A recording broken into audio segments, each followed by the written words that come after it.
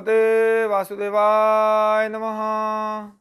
श्रीमद् भगवद गीता साधक संजीवनी अध्याय 13 श्लोक संख्या 12। पूर्वोक्त ज्ञान या साधन समुदाय के द्वारा जिसको जाना जाता है उस साध्य तत्व का अब ज्ञेय नाम से वर्णन आरंभ करते हैं।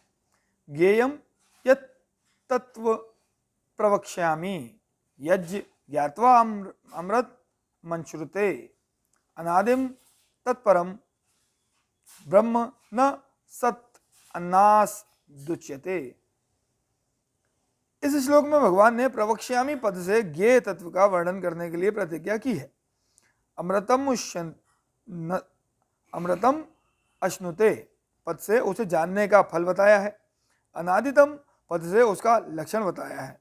परम ब्रह्म पदों से उसका नाम बताया है और न सत्य अन्नास दुच्यते पदों से उसका वर्णन किया है। इसका अर्थ समझें एक बार। इस श्लोक का अर्थ है जो ज्ञेय है उस परमात्म को मैं अच्छी तरह से कहूँगा।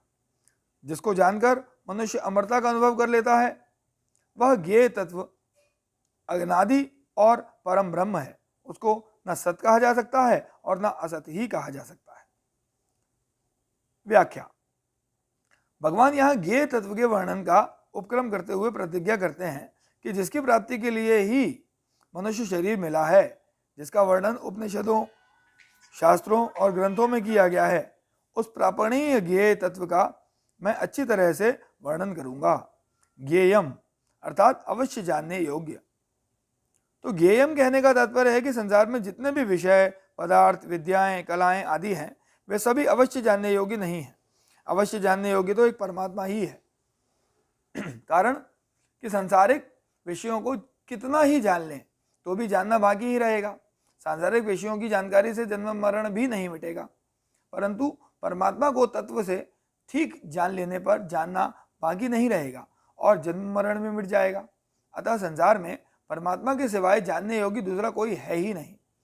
यज् ज्ञात्वा अमृतम अश्नुते, उस ज्ञेय तत्व को जानने पर अमरता का अनुभव हो जाता है, अर्थात स्वतः सिद्ध तत्व की प्राप्ति हो जाती है।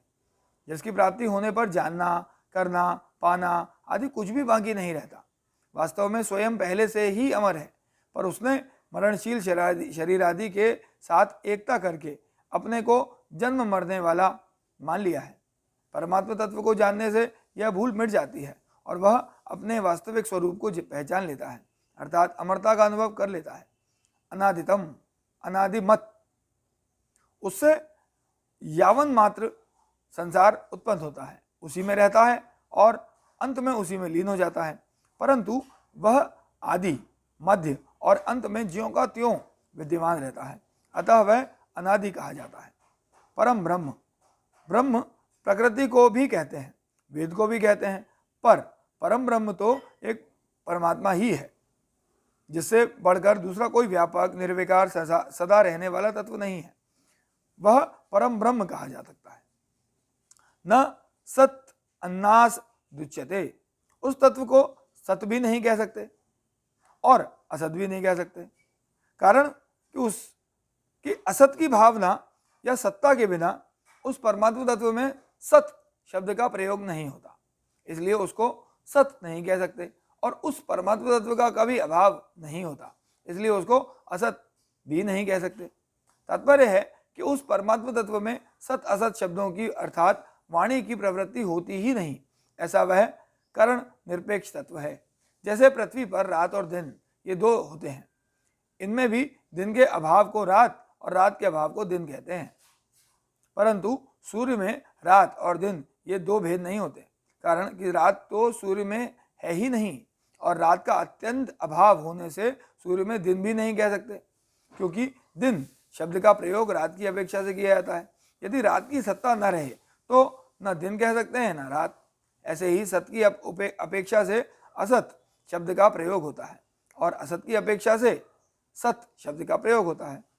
जहाँ परमात्मा को सत कहा जाता है वहाँ असत की अपेक्षा से ही कहा जाता है, परंतु जहाँ असत का अत्यंत अभाव है वहाँ परमात्मा को सत नहीं कह सकते और जो परमात्मा निरंतर सत है उसको असत नहीं कह सकते। अतः परमात्मा में सत और असत इन दोनों शब्दों का प्रयोग नहीं होता। जैसे सूर्य दिन रात दोनों से विलक्षण केवल प्रकाश रूप है, ऐसे ही वह ज्ञेय तत्व सत असत दोनों से विलक्षण है। इसे ऐसे समझें, राम सच्चिदानंद दिनेसा नहीं तह मोह निशा लवलेसा, सहज प्रकाश रूप भगवाना नहीं तह पुनि विज्ञान बिहाना।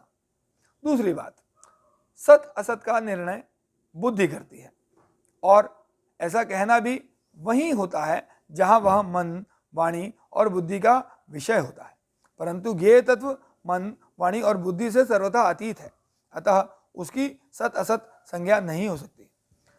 ओम नमो भगवते वासुदेवाय नमः।